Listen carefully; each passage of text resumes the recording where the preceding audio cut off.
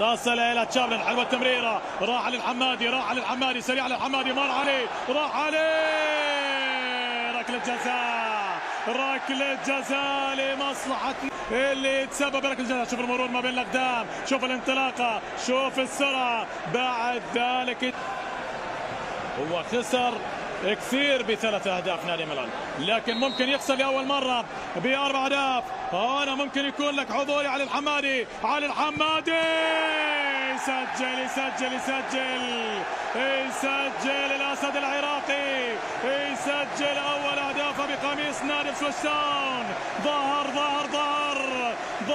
أسد العراق لنادي ويمبلدون، الآن يصبح بهدف أول بقميص نادي سويسون. شوف الهدوء، شوف التركيز من خلال علي الحمادي اللي سألوه وتحدثوا معاه كثير من خلال وسائل التواصل الاجتماعي ومن خلال الصحفيين.